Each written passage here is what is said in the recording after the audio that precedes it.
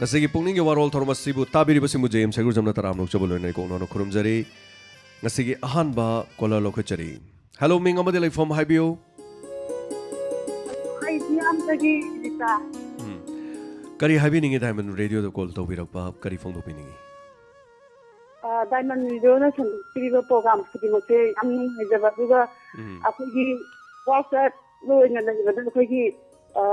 pi teki sahaba koi nindang pi thing bada sahab jaba ji. Inspector tay ay tawa ji akogi matik yam ngai jaba hai ta aduna pi do akogi thabak yam suba hendan dare ba si tawa dage kana gumba kharana thingmani adagi kana to mani haibad akhoi ta diam ta jaba thing ge je dum ya ba hai tare. Hoi hoi. Yam nungai jaba hai tare adu thab ko di phi yam thajare samna haibad inspector tay ay happy radagi sai am paizer. Yam nungai je adu tha ma da fi sab da lupa kyamu phangbige hojik sibo. Tha ma da phi adum kana sab imung manungi thabangang adagi angang di senabaga than ta dum palising kun hena dum tan ngam than da phi an mana tumbani gumbade okay adu sari ba fi sing ase masina kaithel de yon ba khotpa hojik ori ba market ke fi ba mai tare asidadi khudong cha da ba lei bi bro pot sitli sitte firon lobi na ba lei leite haibana chingba sigumadi khudong cha da ba kari kari lei leite rani hina khoi gi order yam ka to da sit ba leite okay sabiri bise amana rani free ni ne ko sit ba leite haba hoi hoi adu sina loi birabra atopa kari kari habining ba lei biri Saju adagi sagi punamak lady vesta punamak ana yaduna putin sangna nyamgi sepada tikta kaina puti pathogon to ngam biyo na aina witbigari tagachari yam nungai jai bibiri ba wis taramna akoi madu logzari aduga phangba so ojage ningol na piba yai phapa haitare ni ko yam nungai jai aduga streamer sing asagi live ta changbirakli ba abem puyam konsam hena Romesh Haigurujam Sanjoy Sogol Sem Rame Komantem Taram Nokchari Hanba Nasigi Streamer Sing Sangsan Birakli Ba Asigi Dama Aduga Aikogi Narangi Imoinugi Haijabatare Imoinugi Kui Senkra Wanjage Screen do Biri se YouTube do Biri se Kui Imoinugi Sendoni Kui Nangarang Sem Sajagi Banomidangi Karimba budi tau jaban nachade thorom se miyeng tabiu akoigi namjari ba video khara chakoi ngarang mai chemjaki badani hello meng amade lai form habiu ai chawa kaksing dagi taram lokchari habiu kari habining oja sini inspector tayai se tawo ki second khudik ni adum taning ga adum lai hai tare hoi hoi sagi episode khudik ngai ba thamoi se haibam khangdana akoi kano tau adu ngasai gi asengbadi ai tasena haragadi agi health ki matang che hoi sidai yamna aina wakhan chi ngasai gi nuphatina tumba haiba sidi ngasai gi asibani adu arga su ngasai tumda mo potha da yati ngasai gi lisang sitna ojana tha kaya sakna sida idi nimida gi tumna program chi chathar ko sida oja sin agi gedra chini ba ki jari se adagi listener singa aina tunjaningba uhang karo mana akhoi gi haijaba tare ado sagi listener sing su ngasagi sahi whole year akoina tagad but fire program se zan agara di taba moi habesima ai thamjage aduga please oja jagi health ki patang su tang ki ku habesima thamjage oja thagachari habirok pase adu inspector te ka ge wana te he hodorok padi hai tare diamond na hodorok pa 2017 ge January ge tang mari de ge hai tare hari banu mitu de ge dum thorum se dum ahing tum da bagi se dum tawla bani adu bo ai ahing tum dra ga so dum ahinga ayu ka plus tor ga tum jai mase ai ge ko dum ona bai tare mapalam da di thabak tobu sing hai tare ahing thabak tobu lei ayu nu thin tum thoga adu ai di ahing di muksu ayu nu thin di tum banati adu chumi oja sing me am habiri ba thagachari habirak pase gi damak section jage hana thagachari thorum sida saru ga birak pa sigi damak ta daga mathangi caller amada mo khudong chaba pizari hello ming amada lai from habiu so wani ngom dagi go pinao habiu kare habiningi da James inspector Italian noise ꯍꯥꯏꯕꯤꯌꯨ ꯁꯤꯅ ꯂꯣꯏꯕꯤꯔꯕ꯭ꯔꯥ ꯃꯊꯪ ꯃꯊꯪ ꯃꯌꯥꯝ ꯑꯃ ꯐꯖ ꯐꯖꯕ ꯄꯨꯗꯨꯅ ꯂꯥꯛꯄꯤꯌꯨ ꯑꯩ ꯂꯣꯏꯁꯤꯟꯖꯔꯒꯦ ꯊꯥꯒꯠꯆꯔꯤ ꯌꯥꯝ ꯅꯨꯡꯉꯥꯏꯖꯩ ꯍꯣꯠꯅꯖꯔꯛꯀꯦ ꯑꯩꯈꯣꯏꯒꯤ ꯏꯟꯁꯄꯦꯛꯇꯔ ꯇꯌꯥꯏꯒꯤ ꯇꯥꯡꯀꯛ ꯀꯌꯥ ꯋꯥꯔꯤꯁꯤ ꯌꯥꯝ ꯂꯩꯖꯔꯤ ꯃꯌꯥꯝꯒꯤꯗꯃꯛꯇ ꯃꯊꯪ ꯃꯊꯪ ꯍꯣꯠꯅꯖꯔꯛꯀꯦ ꯍꯥꯏꯕ ꯋꯥꯐꯝꯁꯤ ꯊꯝꯖꯔꯒ ꯃꯊꯪꯒꯤ ꯀꯣꯂꯔ ꯑꯃꯗ ꯑꯃꯨꯛ ꯈꯨꯗꯣꯡꯆꯥꯕ ꯄꯤꯖꯔꯤ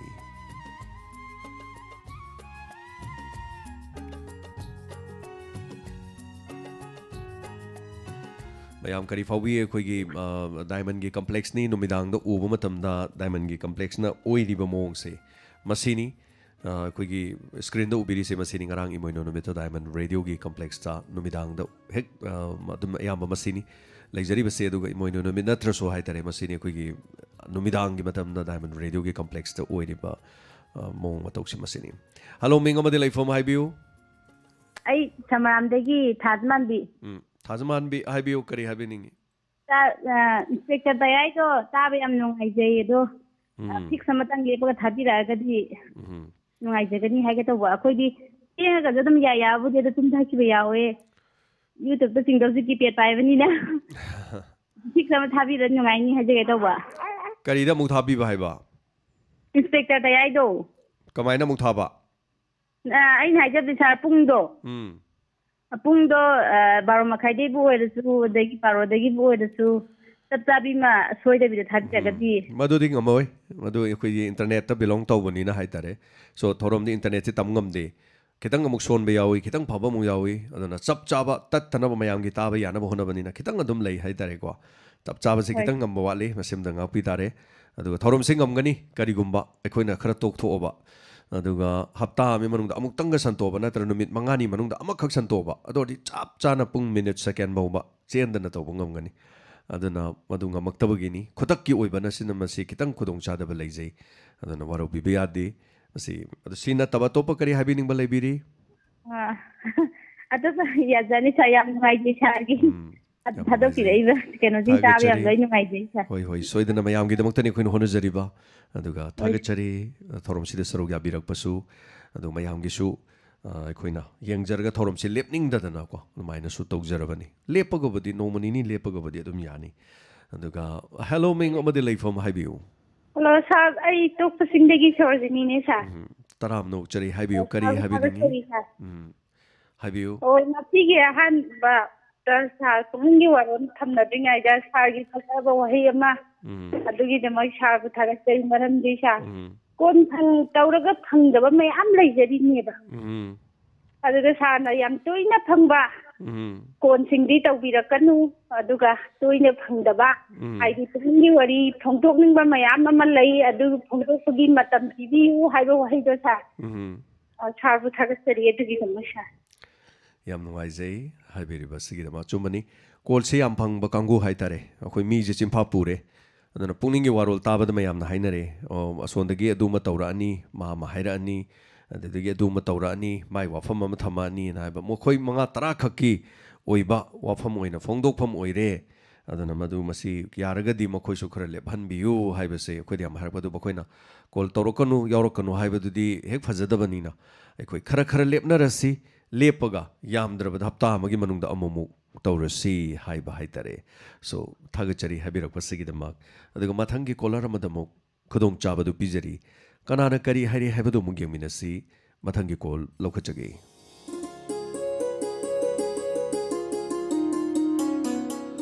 ꯍꯜꯂꯣ ꯃꯤꯡ ꯑꯃꯗꯤ ꯂꯩꯐꯝ ꯍꯥꯏꯕꯤꯌꯨ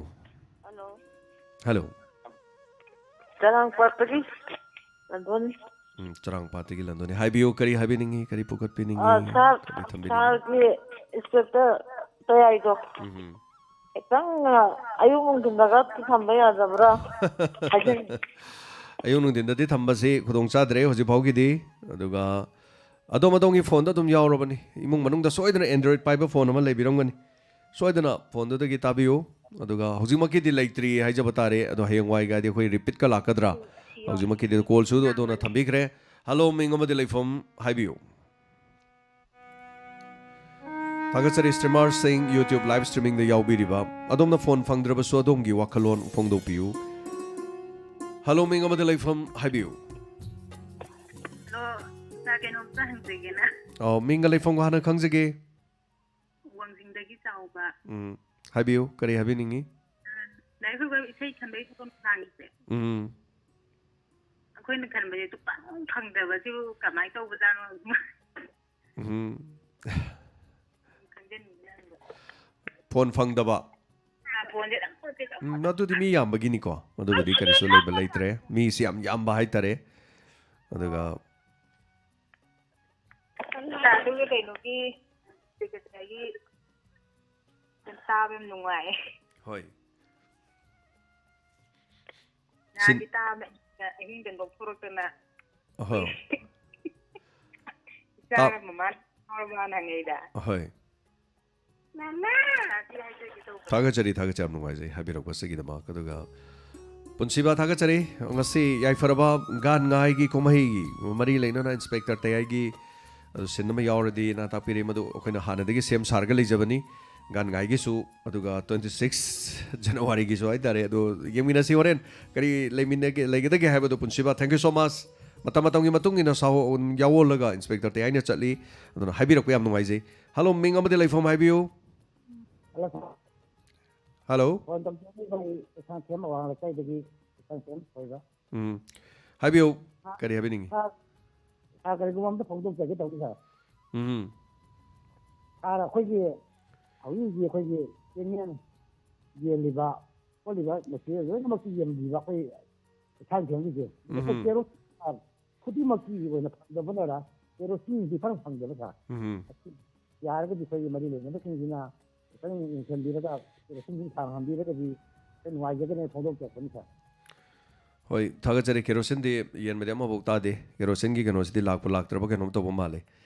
ꯑꯗꯨꯒ ꯊꯥꯒꯠꯆꯔꯤ ꯑꯣꯖꯥ ꯊꯣꯏꯕ ꯍꯥꯏꯕꯤꯔꯛꯄꯁꯦ ꯀꯦꯔꯣꯁꯤꯟꯁꯨ ꯌꯦꯜꯍꯟꯅꯤꯡꯉꯤ ꯍꯥꯏꯔꯛꯄꯅꯤ ꯀꯦꯔꯣꯁꯤꯟ ꯈꯛꯇꯁꯨ ꯅꯠꯇꯦ ꯆꯦꯡꯗ ꯅꯠꯇꯕꯤꯗ ꯑꯩꯈꯣꯏ ꯆꯤꯅꯤ ꯑꯗꯨ ꯑꯗꯥ ꯀꯥꯏꯅꯁꯨ ꯑꯗꯨꯝ ꯂꯩꯕꯅꯦꯕ ꯑꯦꯅꯤꯋꯦ ꯊꯥꯒꯠꯆꯔꯤ ꯃꯊꯪꯒꯤ ꯀꯣꯂꯔ ꯑꯃꯗ ꯈꯨꯗꯣꯡꯆꯥꯕ ꯑꯃꯨꯛ ꯄꯤꯖꯒꯦ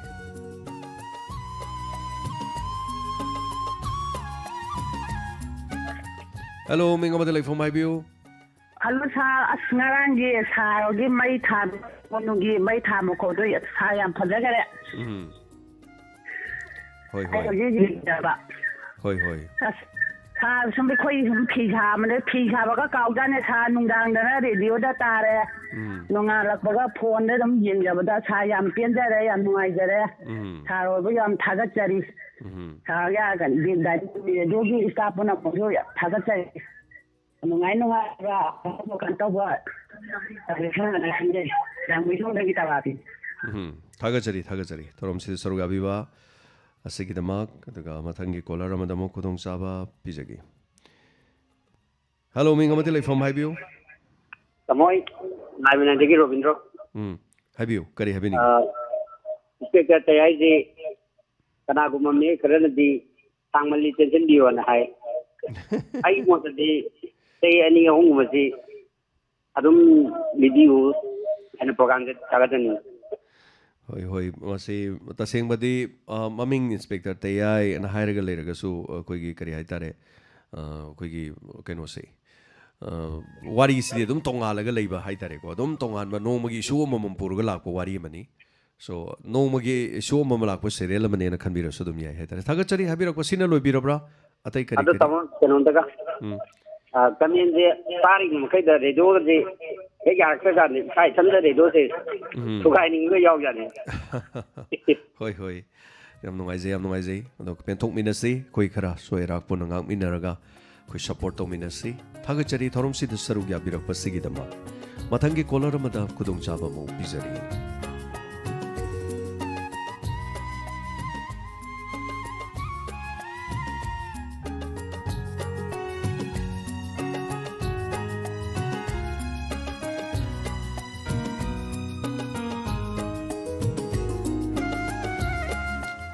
ꯁꯤꯖꯤꯟꯅꯕꯤꯌꯨ ꯑꯩꯈꯣꯏꯒꯤ ꯅꯝꯕꯔ 9077-282-0001 ꯀꯣꯜ ꯇꯧꯕꯤꯌꯨ ꯍꯜꯂꯣ ꯃꯤꯡ ꯑꯃꯗꯤ ꯂꯩꯐꯝ ꯍꯥꯏꯕꯤꯌꯨ ꯍꯜꯂꯣ ꯈꯥꯡꯉꯕꯣꯛꯇꯒꯤ ꯄ꯭ꯔꯦꯃꯣ ꯀꯔꯤ ꯍꯥꯏꯕꯤꯅꯤꯡꯉꯤ ꯀꯣꯜ ꯇꯧꯕꯤꯔꯛꯄ ꯀꯔꯤ ꯋꯥꯐꯝ ꯊꯝꯕꯤꯅꯤꯡꯉꯤ ꯆꯠꯅꯕꯤ ꯂꯥꯏꯁꯪꯒꯤ ꯎꯅꯕꯗꯣ ꯑꯃꯨꯛꯇꯪ ꯊꯝꯕꯤꯔꯗꯤ ꯅꯨꯡꯉꯥꯏꯖꯅꯦꯅ ꯀꯔꯤ ꯊꯝꯕꯤꯌꯣ ꯍꯥꯏꯕ ꯆꯠꯅꯕꯤ ꯂꯥꯏꯁꯪꯒ ꯎꯅꯕ ꯃꯥꯒꯤ ꯀꯔꯤ ꯂꯤꯂꯥ ꯍꯥꯏꯒꯗ꯭ꯔꯥ ꯅꯥꯇꯛ ꯍꯥꯏꯒꯗ꯭ꯔꯥ ꯇꯧꯕꯗꯣ लीला नाटक थम्बियोबा ꯗꯅꯕꯤ ꯂꯥꯏꯁ꯭ꯔꯝꯗ ꯏꯕꯗꯣ ओ हुई हुईजाओ अनी सुबह सरुक लानी हयें हंसित अदुगा चनु IPS हाइदना मागी अमसु लई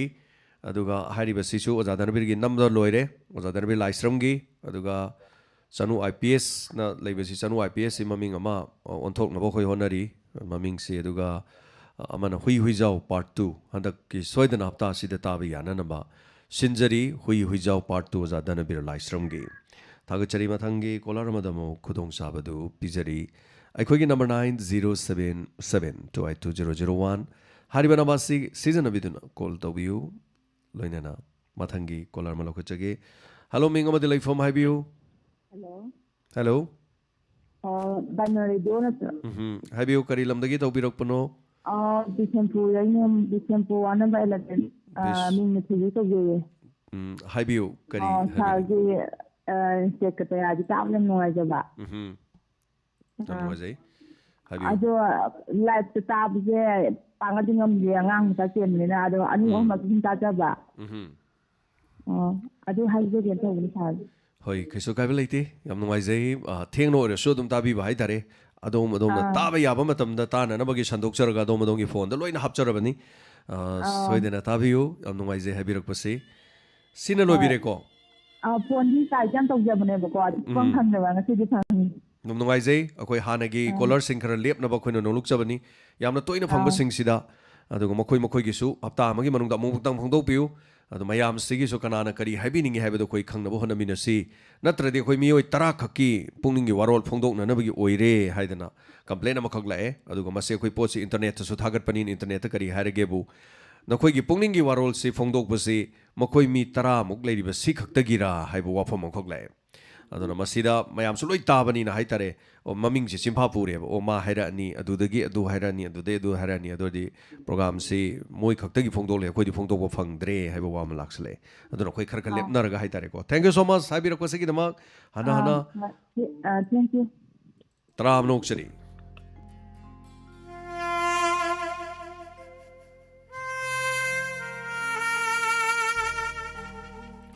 हेलो मिंगमदि लाइफम हाइबियो हेलो हेलो मिंगमदि लाइफम हाइबियो पगी पुनेश्वरी करी हाइबिनिंगी करी फोंगदोपिनिंगी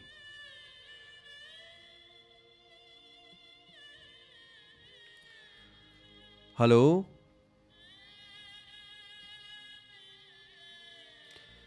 करी हाइबिनिंगी हाइबियो तुम थमलिबा के ना निमके नुंगायना थमजगे तबुने सिने लोबिरब्रो इचानपाना ओत फंगुदा याम नुंगाइजै चानुपाना ओतपा फंगबा हराउजबा थोरम नुंगाइना ताकपिरकपा सिगिदमक हाइनिंगाइ लेथना थागचरी अदोंगी ममल तांगलबा ममल यामलबा मतम काइथोपिदुना फोंगदोक पिरकपा सिगिदमक हाइनिंगाइ लेथना थागचरी हेलो मिंगमदि लाइफम हाइबियो hello hello good evening sir मिंगमदि लाइफम हाइबियो आई यारी पोक्तगी जेदा करी हाइबिनिंगी करी थंबिनिंगी केमेरोजिंग कितम कोम माले नुंगाइबा हजिकी सारगी मैम नी तरा खतंग तौबियो हाइबदो अदु याम फजई अदुगा केसुनतबा वामगिसु हे जिलहनबसी कितम नुंगाइगदे हाइतारे कनागुंबा दरकारोइबा हाइबदी मसागी मारुइबा कमेंट पिदिंगबा मी सिगुंबगी टाइमिंग अमम खर खर खापीरगदी को यामना नुंगाइजगनी हाइनिंगबा सा यामना फै यामना नुंगाइजै सारना हुजिक हाइदोखिबदो याम फजै इकोसु नोंग फादोक फंगजबसी याम नुंगाइजै हाइतारे होय होय मयाम पुनमकिनी संदोकचरिबा थोरमसे अदुगा मयाम पुनमंगना सरुक यानबा याननबा अखोइ खर खर कोमथोकनबनी कैसु कायबा लैते हप्ता अमगी पुनसलगे हप्ता मनुंग अमुमुक इसाना खंगना खोइ तौग्रगदी अदुम कैसु कायबा लैते हाइजरिबा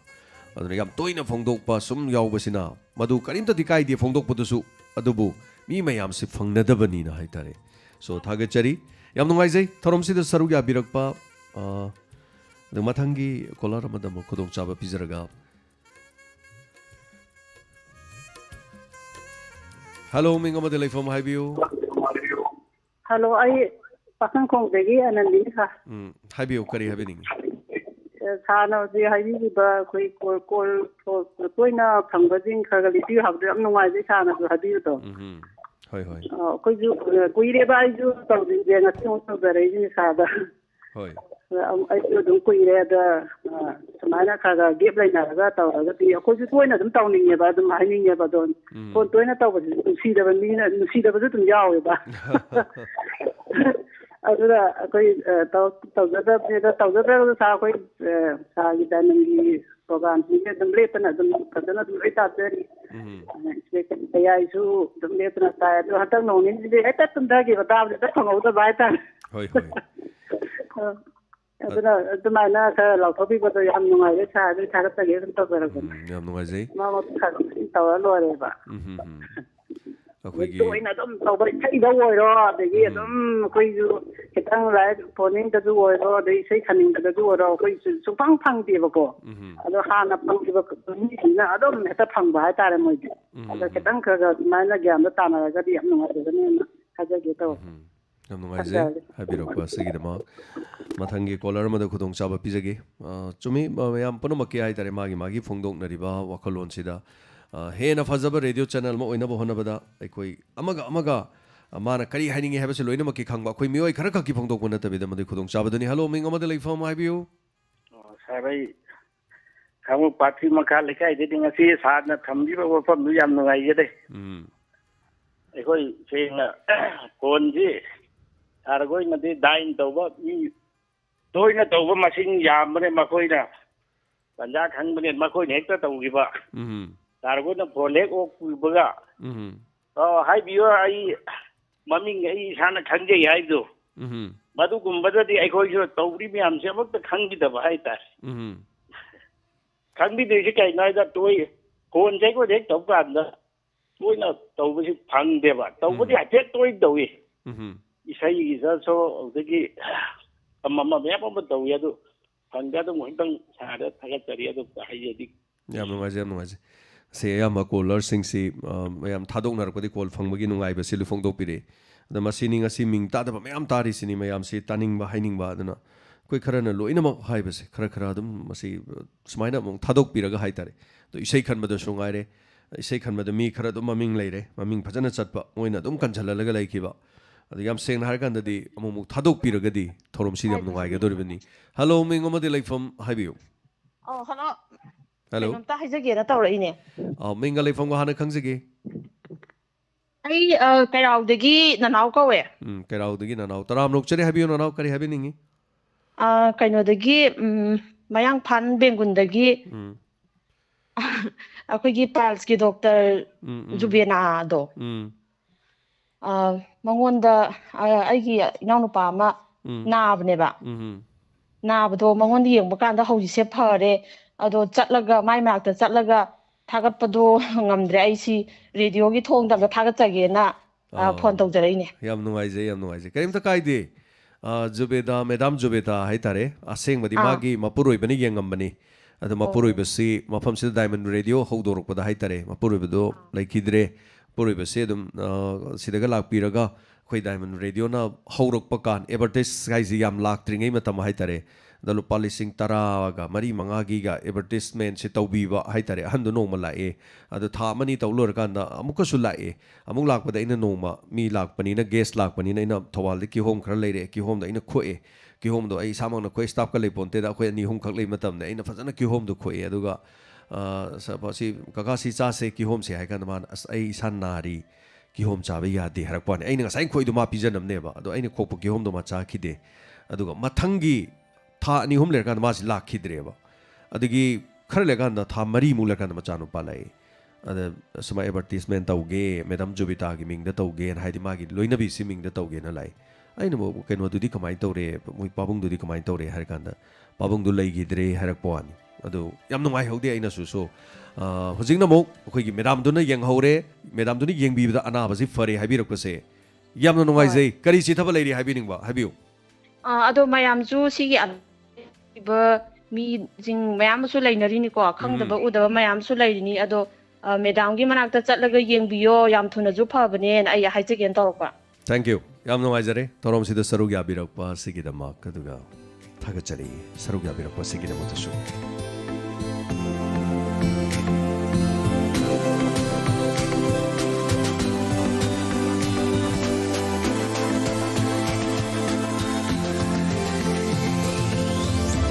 Hello sir. Hello, ming amade leifam haibiu. Hello sir, phone doctor bai iram sifai le sang de janaba mani kanta. Kari haibiningi thorom si saru yabirakpa haibiu. Sa inspector tayagi wari je episode sama surakadauri aduna loi gidara na yamna jo pakhasa ba do episode ke yabo lei doino na do khangjaning ba do duga sa na hanung ma nungdang inspector tayai sandok bai je si studio da inata ba da sagi zoom da gi ka da gi sandok ba gi nan hanung ma hapet haibam ta je ho ba leite yum dai ka dai sandok ba haiben nate yum dai ka dai sandok ba nata after all program se loira kan da hitare program se loira kan dai ka se manung da haidi studio ge aina phamjari ba hojik ju phammi ba ka se mase ka se da program se inspector tayai loira kan da ka se da di kare hitare so room heater ma lei adegi internet lei mai lei ising na saba lei coffee lei adegi kare haitare everything I want aina pam se koi ba se da loi lei ba phone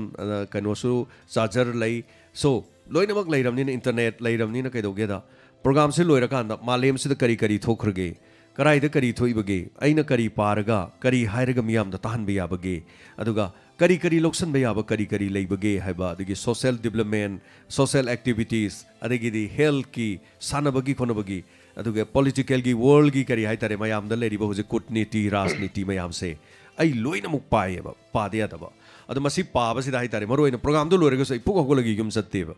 aduna masi mayam se mu loirani adi program se koi pung 13 ki program se mu rendering tawbana kasai digi koi nammi se hoje ene wangang jari ba mayam ngang ni si masi recording ni ne habadi record tawgodori bani record tawraga da masi koi horen numidang se mu mp3 on thogodoi ne mp3 on lo loiraga masi koi delhi da mu thagat ka doi aduna masi pangtau da tawba ya da ba haitare so masi gi thabak sing jai gi staff ataina tawdaba aina fammaga muk tawbani na ai se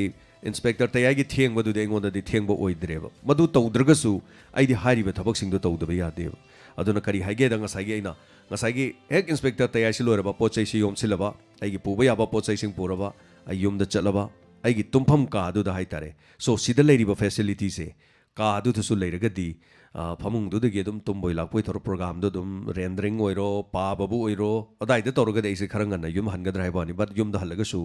tum do di man de dum aina sum tawlei bani mase ai gi thabak ni haitare so manikanta tai kare habin ba leiri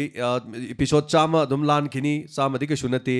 hojik akhoi gi iche sunita akhoi gi mongsang gi de haitare na muksul a ge episode yang khai su ba matam da amana akhoi gi tangkhai suruk pa ge haitare 50 episode suruk pa ge engon da khudol tambirami aduga kaksing de ge linthoi house na su episode yang khai su ba gi damak ta engon da khudol pibirami so iche sunita no hojik sengon hairi si ipai bungo nang gi episode chama su ba matam da iche na nang gi damak ta khudol pot pi na ba sem sab loire gan habirok pa puning thogal pa yam leiri mani kan tak ma khata biu kari habining ba leiri habiu theng mai hing bawda sa na mayam gi seba ni haidana asa aying theng ra bai hing gi da mayam na tumna ra ba da bawda sa na mayam tawraga leibiri je yamna adukumte hainga ri tana nungai je sa ado thaga chabu thaga sari haiba wahai ye natana sa mateng pang mu jongam je diamond radio da ju yam nungai je sa thaga chari manikanda thorom si soru gabi ba se gi dama mathang da akhoi gi kolar ma da khudong chaba pijari aduga somen moirang them dongi fajada ba wahe ma son do phawgulai se section biu hello ming amade laifam hi biu hello James taram lok chari sir hi biu sir James gi program ta diamond gi program ta phajai program blocking marakta music thambiri sing do thaga chaningai ni aduga mahabharat ki program tai adu ngarang dagi dia no program ba ko ti hobu mali aro haiten english sir ngasi 26 republic day sida india gi oina yengba matam da republic day yengba da state kuding gi program phajana pi adu bo ai khogi manipur gumba nagaland gumba gi program york to base namna ning ba kai wa mani aga si thamdaraga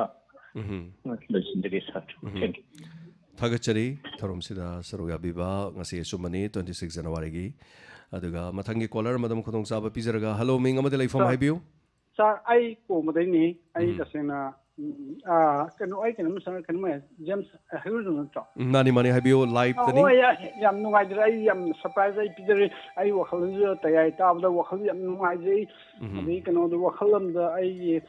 mayam crime poktan ba problem kam hayin mi biyawe kwa ado masi sarna pibiri puba discussion jo pibiri podi am phaje kwa ado ay wakal de session aina phunuk tabade aina thamoida na nasagi listener mayam da pibi anda wakhalon je khang ai tong nu nasi ke phang habiyo sir I am journalist live ni kano the Hitler ga khogi as a brother ni moita Hitler gi brother ni khuna ando ga ai gi tasena wakhalda aina lakse khanjina ai sar hoida amu lakin ai khongchu ya de ko khong ya no ta so ai lakin khanjab ni tari mari da thor ai tasing lakin kanje sa sing mind fu lakin kanje alu ga ina khondok ba ai manda kan ni sula kan ha ta na sa manda kan ni lakin ha adu ai wakhalda amtong lakhi ge amtong to ge khanjaba hoi yam nungai jai soidana lapiu hana lage thagachari thorom sida saruga bi basigi damo thank you so much hana thagachari mathangi caller mata khudong saba pijage matamna lei select tabana matang phongdong na nabagi tanja si lominasi hello minga mate lei from haibio hello ai kumbi dagi ne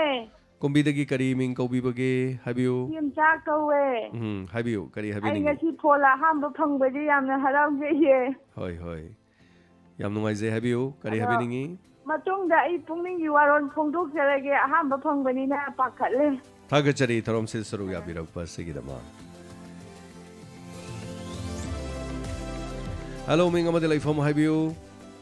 Kamay tagay siya bangon ka po kam nagtigi ng sumam payal haibio payal kari habi ningi tama form tay jage tama khoi gi bamon kampugi sat bamon kampugi oina khoi gi toti sing je han di mamang na di khara phangam me go phangam bai se akoi tahi budi phate hoi aduga hojik se khoi lambi tengai bada khoi hojigi toti pipe se na fle fukat futok kreba aduna hojik se sing disu yang wana matan ju re toren sing ga fatta baga adu amuk nau na amuk khoi pipeline jam ting biraga khoi praja me ami sing jam tang di phanghan biyo na hajange aduga han mamang na phangi be sing tamo sing mari jam pik pai tare ko akhoi sing kano batil lama yana hona da khoi pung amugi jang pung ga jang ye duni sing mari yang man bana ana yarga desi mari le na masin am tabi rega di mi ngam tang chang biyo na haje ge taw thagachari habirak pasigi dama payal singye waba haitare tu gi habirak pasigi dama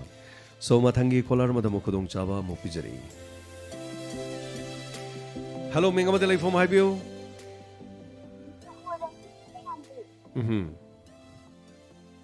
kari habi ningi haibio Diamond gi ira siding san pa diamond gi khoriron gi do ado kamang na ogesi kari habiba khori roll nomajin numita diamond radio da khori roll si ayu kipung nipan taret nipan mapan bhong manung da lakpiraga diamond radio da record tobani saireng oiro wari oiro aduga hana saireng amadi wari madu hanba mukti yauda boragadi khoida pisan bam changi khoina pa bam changi aduga haribedu da dum saru ya bibi yai asmaina tawdana hai tare ko atai kari lebiri diamond gi ne jam ne ha thagachari thorom sida saru ya bibi basigi dama screen do wir be singrang no midangi mono numit ke diamond radio na sem saja ke chamlaba diamond radio ge complex da koino hona jaba kana su yaudana hai tare naitom amam da lady bus station na sina imai mono gi sigumba thorom sida ingna chikna mathanta mai thalaga complex to oiki ba phiba madani hello ming amadi lai from haibio hello thagachari thorom si wangang bidre so matam ne yamna likna leibana call phangna dabana maram oirga mathangi caller mada khudong chaba mu pijare aikhoigi number 9077282001 season view hello ming amadi lai from haibio Hello. Good afternoon, sir. Sir, Jagis Maiti ni Jen ke degi ngasi je Happy Independence Day. Tabi iba mayam pun na makta. Hai ni. Yam no wise. Happy o. Ai yam thaja da phone je mi am phangde ni ngasai hai na rame da amukak tau da phang bai wani. Yam thadok na re ngasi call yam phang ma sing da khoina hai jare ꯃꯗꯨꯅ ꯈꯔ ꯂꯦꯞꯄꯤꯌꯣꯅ ꯍꯥꯏꯖꯕꯗꯒꯤ ꯉꯁꯤꯁꯦ call ꯈꯔ ꯐꯪꯉꯤ ꯍꯥꯏꯕꯤꯌꯨ ꯍꯣꯏ ꯉꯁꯤ independence ꯗꯦꯒꯤ ꯃꯌꯥꯝ ꯄꯨꯝꯅꯃꯛꯇ ꯌꯥꯏꯐꯩ ꯄꯥꯎꯖꯦꯜ ꯄꯤꯖꯔꯤ ꯑꯗꯨꯒ ꯅꯍꯥꯟꯈꯩꯁꯤ ꯀꯣꯜꯁꯨ ꯐꯪꯗꯕ ꯑꯩꯅ ꯏꯁꯩꯒꯨꯝꯕ ꯀꯩꯁꯨ ꯃꯔꯛ ꯃꯔꯛꯇ ꯇꯥꯕꯗꯤ ꯌꯨꯇ꯭ꯌꯨꯕꯇꯒꯨꯝꯕ ꯑꯗꯨꯃꯥꯏꯅ ꯀꯣꯟꯅ ꯇꯥꯍꯧꯕ ꯑꯗꯣ ꯂꯥꯏꯚꯀꯤ ꯑꯣꯏꯅꯗꯤ ꯐꯪꯗ꯭ꯔꯦ ꯑꯗꯣ ꯉꯁꯤꯁꯤ ꯏꯟꯗꯤꯄꯦꯟꯗꯦꯟꯁ ꯗꯦꯒꯤ ꯑꯩꯈꯣꯏꯁꯨ ꯗꯥꯎꯟ ꯇꯧꯔꯛꯑꯦ ꯑꯩꯈꯣꯏꯒꯤ ꯁꯦꯂꯦꯕ꯭ꯔꯦꯁꯟ ꯌꯥꯎꯕ ꯂꯥꯛꯄ ꯍꯥꯏꯇꯥꯔꯦ ꯑꯣꯀꯦ ꯑꯗꯨꯗ ꯐꯣꯟꯁꯦ ꯂꯩꯊꯣꯔꯛꯑꯒ ꯑꯩꯈꯣꯏꯒꯤ ꯄꯥꯔꯇꯤ ꯍꯧꯖꯤꯛ ꯍꯧꯈ꯭ꯔꯦ ꯑꯗꯣ ꯑꯩ ꯗꯥꯏꯃꯟꯒꯤꯁꯦ ꯑꯃꯨꯛꯇꯪꯗꯤ ꯄ꯭ꯔꯥꯏꯖꯁꯦ ꯐꯪꯍꯧꯕ꯭ꯔꯦ ꯉꯁꯤꯁꯦ ꯃꯇꯝꯁꯤ ꯆꯞꯁꯨ ꯌꯥꯝ ꯆꯥꯔꯦꯅ ꯇꯧꯔꯛꯄ ꯑꯗꯣ ꯍꯦꯛ ꯇꯧꯕꯒ ꯈꯨꯗꯛꯇ ꯐꯪꯕ ꯌꯥꯝ ꯊꯥꯖꯗꯕ ꯍꯥꯏꯇꯥꯔꯦ ꯍꯣꯏ ꯍꯣꯏ ꯑꯗꯣ ꯃꯌꯥꯝꯅ ꯁꯨꯃꯥꯏꯅ ꯆꯥꯟꯁ ꯑꯃ ꯄꯤꯕꯤꯔꯛꯄ ꯗꯥꯏꯃꯟ ꯂꯤꯁꯅꯔ ꯈꯨꯗꯤꯡꯃꯛ ꯌꯥꯝ ꯊꯥꯒꯠꯆꯔꯤ ꯑꯗꯨꯒ ꯏꯟꯗꯤꯄꯦꯟꯗꯦꯟꯁ ꯗꯦꯅ ꯂꯥꯛꯄꯁꯤꯗ ꯑꯅꯧꯕ ꯑꯩꯈꯣꯏꯒꯤ ꯗꯥꯏꯃꯟ ꯔꯦꯗꯤꯑꯣꯁꯨ ꯌꯥꯝ ꯆꯥꯎꯈꯠꯄ ꯑꯗꯨꯒ ꯑꯃꯁꯨꯡ ꯍꯥꯟꯅ ꯄꯥꯡꯊꯣꯛꯇꯕ ꯄꯥꯡꯊꯣꯛꯅꯤꯡꯕ ꯊꯧꯔꯝ ꯀꯌꯥ ꯈꯨꯗꯤꯡꯃꯛ ꯑꯁꯤꯗꯒꯤ ꯄꯥꯡꯊꯣꯛꯄ ꯉꯝꯕ ꯑꯣꯏꯃꯤꯟꯅꯔꯁꯤ ꯍꯥꯏꯅ ꯃꯌꯥꯝꯗꯒꯤ ꯍꯥꯏꯖꯔꯤ ꯊꯥꯒꯠꯆꯔꯤ ꯌꯥꯝ ꯅꯨꯡꯉꯥꯏꯖꯩ ꯖꯝꯃꯨ ꯀꯥꯁꯃꯤꯔꯗꯒꯤ ꯀꯣꯜ ꯇꯧꯕꯤꯔꯛꯄ ꯑꯗꯨꯒ ꯊꯧꯔꯝꯁꯤꯗ ꯍꯦꯞꯄꯤ ꯏꯟꯗꯤꯄꯦꯟꯗꯦꯟꯁ ꯗꯦ ꯍꯥꯏꯗꯅ ꯃꯗꯨꯒꯤ ꯌꯥꯏꯐ ꯃꯥꯡꯒꯣꯜꯅꯆꯤꯡꯕ ꯄꯤꯕꯤꯔꯛꯄꯁꯤꯒꯤꯗꯃꯛ ꯍꯥꯏꯅꯤꯡꯉꯥꯏ ꯂꯩꯇꯅ ꯊꯥꯒꯠꯆꯔꯤ ꯌꯥꯝ ꯇꯦꯛꯇ ꯀꯥꯏꯗꯅ ꯂꯩꯕꯤꯌꯨ ꯃꯥꯏ ꯄꯥꯛꯅ ꯑꯗꯨꯒ ꯅꯣꯡꯃ ꯃꯅꯤꯄꯨꯔ ꯁꯅꯥ ꯂꯩꯕꯥꯛꯇ ꯊꯣꯛꯂꯛꯄ ꯃꯇꯝꯗ ꯅꯣꯡꯃ ꯐꯦꯃꯤꯂꯤꯒ ꯂꯣꯏꯅꯅ ꯗꯥꯏꯃꯟ ꯔꯦꯗꯤꯑꯣꯗꯁꯨ ꯂꯥꯛꯄꯤꯌꯨ ꯊꯥꯒꯠꯆꯔꯤ ꯃꯊꯪꯒꯤ ꯀꯣꯂꯔ ꯑꯃꯗ ꯑꯃꯨꯛ ꯈꯨꯗꯣꯡꯆꯥꯕ ꯑꯃꯨꯛ ꯄꯤꯖꯔꯤ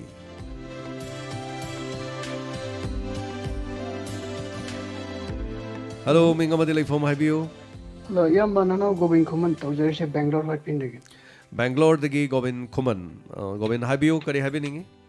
Yamba ahamaktada nanauna yamba boikai khumna butchari adu yamba narang di social media da koi imoino ima ira thongi loina thagalakpa koi sum nungaiji hali isagi ina lainingbu sum chawkhalakpa si yam nungaiji ubuda aduga nanauna thangjani mamna mamangi date yamba na bri puning yoron da hai gre 16 da khoi gi singa ji wahan thosi karino na nanauna khangdingai da imana ba amna ngakhiba kolkata ra aina khonggi bajina jam jam na khoi sing hai ba si hindu dharma chatpa jing sing an hai ba imana duna mo adu di khoi hindu chalina khoi sing hapte mana ha ada aina khang da adu yam nahan hai da gi di fajana khang gare adu wakal lokshin jam na we adu ga khoi gi ada khoi water ka ta ju sum bengali mai ka khoi ga manai da na ko yes yes ada mana hangi si mai ki da khoi ga manai no ju sumai taw bre na taw de khoi gi tu khai na lai ya jeng gen ha ba ada jeng ga du ya khoi gi ai gi proof sing gi da di am khoi gi mai ki am ta yaw de ba yaw de paisa da ju yaw de ada ai gi kamai jing ha ji ha lai i ju hai ta min ji kam ton gi da mai te me i ju hai te ai na khal google da search taw re ada jeng ale as phajai na noi mai si kai gi no hap ti do ai na chi ju khang de ba ai thai na da ge sum khoi bengali ta me khole sumai na hape kholen isa me ti sing in hai ba anda isa gi ek lai lai na isa gi ek su pa ju hai to i ju hai to kyam to le ko ji mitam bana da do jari ge ko isa na sing hap kera dibi hap kera wahan tok to khang kan da happy ba ko adu no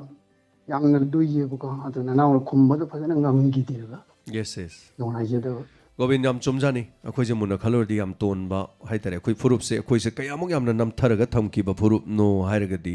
yamna puning nungsi jani da Govind isagi irol leijariba aduga akhoi iron singang ba yaroina hairagadi kaya luradawno adan loan se kakta ngaire akhoi gi oijabada ngangi ba haibase sisu lonjana pik thale akhoi so lonjan yaudana ba yam honei wangang ba se duga lonjan je sum haina ki banina khara dum kano tawdre adigi season na basida migi maron ngangaga nungai jabigi suma leiba sum wangangaga english chat pugumba adigi di marakta bengali natra hindi yauki pugumba adum tawuse adu chinese namatan wanga mo matam da english ngang na bahuna de chinese cybersing asi malem sida khwaidagi khongjen yang silakliba electronics ki da haitare japan na hana pairam badu haujikti chinese na paikre even manipur adigi india malem sin mathungna na haliba leina sigi horok pham phaw makhoi du helibani angakpadi hariba leina sidami lising marphu si han khraba matungda nahan khraba matungda hariba lamdam aduda laina si makhata na din nahan khidre kari season no bano haibadi ngasi phaw so haidoktri marks of khidre makhoi gi lamda so chinese sing namasagi culture identity punungang nabo honabada atuki matik honai japan singna achauba kumai ima season namatamda makoi gi nupi singdo masa do fi na loi yomselaga makoi gi yomselaga magi traditional dress ai tare so lei aikoi gi na sum achauba kumai langphang torok matamda koi maitei manipuri gi leiriba mayam sigi chanabi si masi tok thok kanda sari gumba kari gumba torok pusina masi maring marang bagai siam thok tabanate wayam sanang jaroi gi mayam ni hena khangabawani do gobinam fauriba feelings to ikhangjai ꯑꯩꯈꯣꯏꯒꯤ ꯃꯤꯡꯁꯤꯒꯤ ꯃꯅꯤꯡꯗ ꯁꯤꯡ ꯇꯞꯄꯤꯁꯤ ꯀꯔꯤꯒꯤꯅꯣ ꯃꯁꯤ ꯑꯩꯈꯣꯏꯒꯤ ꯌꯥꯝ ꯃꯔꯤ ꯂꯩꯅꯗꯕ ꯋꯥꯐꯝꯅꯤ ꯃꯩꯇꯩꯒꯤ ꯍꯤꯟꯗꯨꯒꯤ ꯑꯗꯨꯒꯤ ꯋꯥ ꯁꯨꯡꯅ ꯅꯠꯇꯕꯤꯗ ꯑꯗꯨꯅ masagi leriba masam na habda kuman tappa yai mangang tappa yai khaba ngan ba tappa yai magi oriba singdo ta adi yes masi magi yek salai bo khangadori ne so ai kuman ne ai se James kuman haida ai so haigurujam se yum nak le James kuman haigurujam kuman sama hairbo yai natraga kuman haigurujam James hairusu yai samaina makhan je aduna chomi loan gi matang haibir pudo Bengali se kamai to ino masi Bengali se pura chatna gi bijai je masi ne khoi dominant tau gi bise wa sanang jare tagachari goben pulling the fawbir for feelings kara hai tare madu sumthok to busunga yaroi ai khoi gi sa tak na bona bada khoi gi irol iek hai bise masi chatna da yaro duna ni milan hoje ano bofong ta hairak pa khongthang amada nukti gi phongli ba pau se sing numit khara ni gi tung da gi di maitei mek to loina phong gani hai ba wa phom ma lai se so tagachari yamina se hello ming amada lai phom hai biu hello sir ai charang pan mai ai le kai de gi sogol sem kai na taram nok chari hai biu sir akhoi gi lai rak se hai biu akhoi gi hau gi ba jila le pi ba padhan le pi ba member sing na to ti pai phangan gani e akhoi na ka bu ka di itei moi lai rak sing ne hal han sem gani hai ba he ka bu ka gar ga di amata han na yenga da ba sa hoi ado diamond sida hairaga moi mari leina ba taraga di anka sendi na bana haijari ba yam chumbo afam ne hoi ado sara kainom taga haija hogi ge hai biu koi ge thabak kai wa na lo sing yon thok tana thabak se nom jare aduga thabak sidi haidokpada yaubiratre ado sar hoina haujik chathariba inspector tayagi senior ji mayama loiraba matung da sumbagi awaba yam waba je amtang khongdokpira di inspector tayagi da chatharaga yam nungai jani haijani ba tha tagachari ado thabak ki di paisa nam gi dabro ado nambe ado yaurok taba paisa nam su yaurok taba aw adu yaudaba jala khangdaba tagachari aduni ngasai gi vote ki da haibiri do lambi ase koila thajagani nung thajagani na haibado ko adum masidi dum haibam thokune badum aina vote lepne haide aina lambi koila tharoi haide ai kamai vote ka dori ka gare ke no aduna phone khula kanda o dom khonbiri ba phone do ai gine amata pibira o hai kanda phone khulli baduna o khulladi khulle na hairi edo khulladi pira roi sine ba aduna hello ming amadi laifam haibiu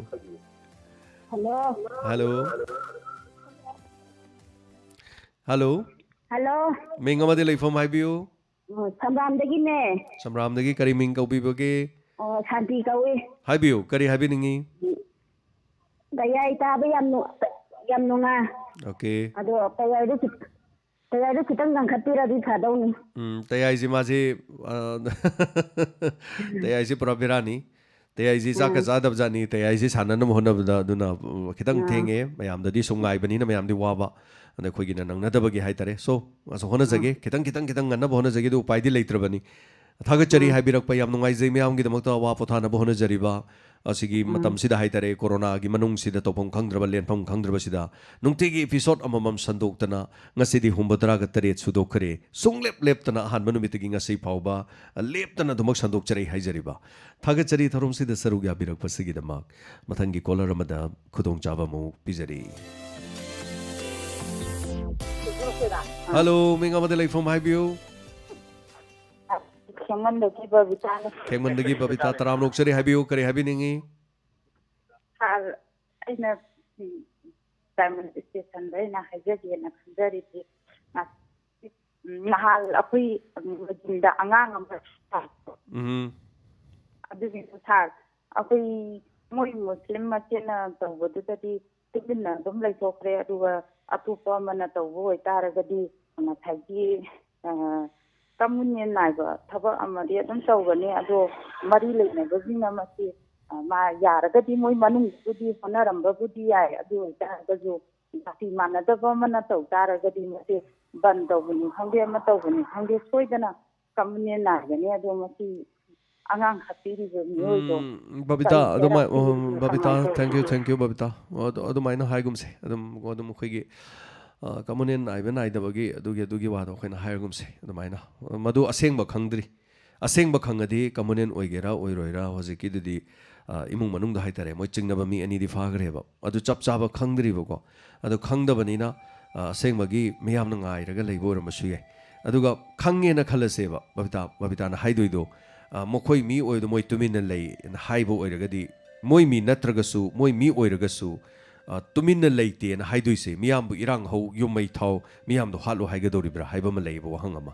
ꯑꯗꯨ ꯁꯨꯡꯌꯥ ꯌꯥꯗꯦ ꯑꯗꯨꯅ ꯑꯩꯈꯣꯏꯅ ꯉꯔꯥꯡꯁꯨ ꯇꯌꯥꯏꯒꯤ ꯋꯥꯔꯤꯗ ꯍꯥꯞꯄꯤꯗꯨꯅꯤ ꯃꯣb justice ꯃꯣb ꯂꯤꯟꯆꯤꯡ ꯍꯥꯏꯁꯤ ꯌꯥꯗꯦ ꯍꯥꯏꯕꯁꯦ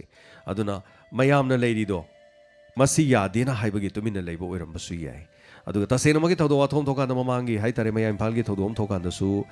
ꯏꯃꯨꯡ ꯃꯅꯨꯡ ꯃꯩ ꯊꯥꯗꯣꯛꯏ ꯈꯣꯠꯂꯤ ꯑꯗꯨ ꯃꯔꯥ ꯂꯩꯕꯗꯣ ꯑꯩꯅ ꯉꯔꯥꯡꯁꯨ ꯍꯥꯏꯖꯩꯗꯅ ꯃꯆꯥꯅꯨꯄꯥ ꯐꯠꯇꯕꯗꯨꯅ ꯃꯥꯅ ꯂꯥꯟ ꯀꯥꯟꯗ ꯃꯈꯣꯏ ꯏꯃꯨꯡ ꯃꯅꯨꯡꯗꯣ ꯑꯗꯨꯗ ꯂꯩꯔꯤꯕ ꯑꯍꯜ ꯂꯃꯟ ꯑꯗꯩ ꯃꯆꯟꯅꯨꯄꯤꯒ ꯂꯩꯔꯤꯕ ꯑꯗꯩ ꯃꯅꯥꯎ ꯅꯨꯄꯥ ꯂꯩꯁꯤꯡꯗꯣ ꯃꯣꯏꯗꯗꯤ ꯗꯟꯗꯤ ꯐꯪꯐꯝ ꯊꯣꯛꯇꯦꯕ ꯁꯣ खर ngaranggi inspector tayai wari se dum soina dum tabiragadi khangni ngarang dum khara utpani koina khar aduna masi fattaba thaba mani aduga tasena makidi mara leire har ka sumiyamna tobam thokte madu ain gi oibe serak phambam thoi aduna sai aina dum pirak poisanu police na dum tarok poisanu miyam di shungog yorok to poisanu miyam di shungog yopam thokte maram di miyam gi damuktani miyam no semani miyam gi ain leiri base so thank you so much babita aduga koi wa haiba matam yam sexing adabani hojikti am luba matam ni aigi migi khaiba yaba matam nate aduna muslim kanano manipur tari muslim sing maitai ningon masa ngatani so munna khanjaloradi atopa lamdagi laaga yes bengal dagi bangladesh dagi tonga tonga laaga leibesu dum yawi aduraga su haitare aikoi icheli nauni aduna matam punamak haitare amagi asoiba amana soiba madu puthoknar go hingang na roidabani yariba makai aikoi let's forgive and forget haitare so hello mingamadi leifam haibiu Sir, ay lang may kitay ni. Mingari kau bibagi. Nawi ka weba ko. Hoy. Ado sagi inspector tayay siya. Ako ita bata ado kimating nungay ba. Adayda magi wari si ako miyoy ba na hingi ba. Matampo na magta tayay si punsiyo adum wari si adum sang na adum Roy lo hem diga no ngarang di thoinu gi thodok tu su yam na nungai ta hai ta re yes adu mi na mi gi punchi wari ji lo ji bo lai doi na mi oi bani ni bo ta ya ji wari ji ju adum thambi ba hati ni ai hajaning ba nungsiba kana na dum na haigani nungsiba thagat piba kana amana dum na haigani pamjadaba kaya amana di yaning loi doribani adubu pijari ba inspector tayai gi wari ni haina su khanbi dana नोंमगे थोलिबा थौदो वाथोक सिंग अमदे खोगी मांगदा तारिबा करिगुम्बा सिगुम्बा कया सिदा सोइदनमगे पुदुना लाखिगनी Lakhpa मतमदा Locsin बिउ मदुमंगना चुम्बनी अरानमनी हाइबदो अदोमना खंदोक पिबा ngamdragasu अखोगी दुन हेंजले हारसु कौथत पिउ वाटलसु हापचन बिउ तौबददी अखोइनि हिंगलिबसे नोंमगे खरा चारगा खरा सुरगा दुमा पंगलै लेबदु नते मसीदा अखोई पुन्ना अमगा सोशल अखोइसे पुनसनरक मदुगी मथौ ताबा हाइतरे आइगी मीगी खाइदना अखोइसे नुक्सिनरकपा एज ए ह्यूमन बीइंग मियोइबा मो ओइना मीगी दमक मतेंग पांगबा मीगी अवाबा मसक खंगबा तोला तारबा मयामगी मतेंग पांगबो ngamba मालेम मसीदा होंगलक्लिबा खोंजेन कयादा यावबा ngamnanabagi damak अखोइ इट्स अदर अमना अमबु इकाई खुमनबा रेस्पेक्ट तौबा अमगी धर्मसु अखोइनि इकाई खुमनबा अमगी कुमै हराउसु अखोइना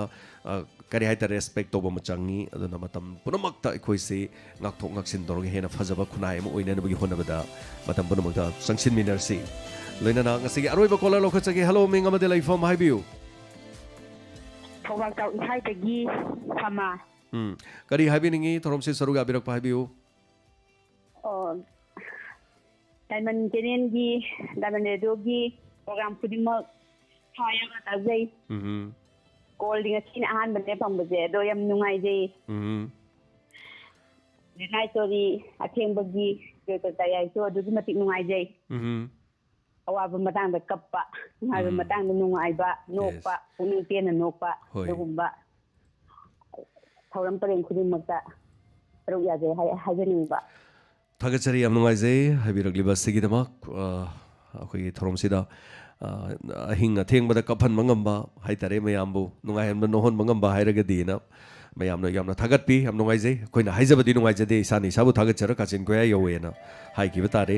adubu honajari base miyamgi damuktani kana matina inspector tayai 상문대 로션비오나 하도 뺀다봐. 아코지 니티기 잡아지 옥토리 아이따레 농마 타하우더보다 코지 누마이테. थागतचरी मसीदी अखोइना हाइजन बनते मदुगी मयामगी सपोर्ट कमाइना लेगे समियामना दुम खंगबिरबनी अखोइना दामेना संदोकचरीबा थोरमसिंगदा पुंग 24 फावगी मनुंगदा मी लाख अमा येंगबा थोरम अमता लेते ओनली इंस्पेक्टर तयाई खक्ता नतना अदुना इंस्पेक्टर तयाई मियामना सोगत्ते हाइबदी याबा नति अदुना सोगली अदुकी मतिक ताबी लोइना ताबीबदुना मियाम पुनमन इंस्पेक्टर तयाईदा ताबीरिबा सुमाइना थोरम अतैदसु लोइना ताबीरदी डायमंडी यूट्यूब तगी लाखपरी भिन्यूना सौखतजगदोरिबनी लेजरीब येंबियु पाक चावरब डायमंड रेडियो की कॉम्प्लेक्स असिदा सागदब सेमगदब कया मरम वाली मियाम की लाखफम थुंगफम विजिटर सिंग लेफम जनरेटर की लेफम का स्टूडियो अदुगा तोंगा तोंगा कॉम्प्लेक्स की लेजरी मफम क्यादा सेमग छागन पाक चावरब मफम सिदा अइना नहान तेलंगा पाइजरी दुनी नुंसी सिलकु मतम मसिद अवांथागी मतम नसु मफम मसिदा हाइतरे तेलंगा पाइबगी फेस्टिवल अमा युम युमदगी मी लाकपिरगो इसाइसु कॉम्प्लेक्स सिदा पुन्ना गाड़ी खामगा अदुगा अरे अरेबा अखोइगी सेट चादना तौरकान तेलंगा पाइबगी नुंगाइरबा अदुगा थिमना अखोइ अमतनी हाइबा अखोइ अमतनी अखोइ पुनसिनरसी अखोइ अमगमगा नुंसिनरसी हाइबा वाखलोंदा सो थागचरी हना हना मसिनी अखोइ उहंजरी बसिसु ngasigidamakta pung yawaron thorom matang asida loisinjabagi matamda yoksilakli thorom sandokcharingada henjin kiba wahayota soikelan kiba kaya yawrabasu tabiribasingna pukchel chauna ngakpiu loinana nungairaba gan ngaige kumai amadi Independence Day hatare Republic Day tonga tonga basing nasigin nungairaba numitsingi manungdamani section na laibiu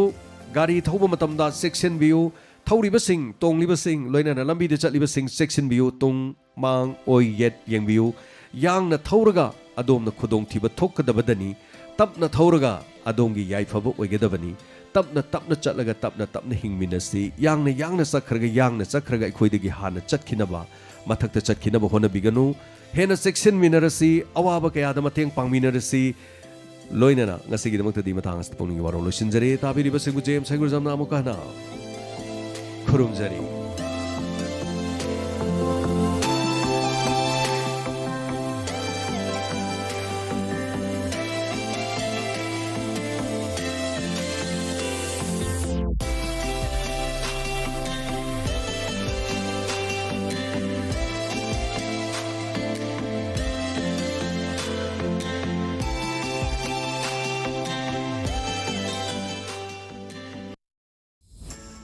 Dina para amadi tambiri.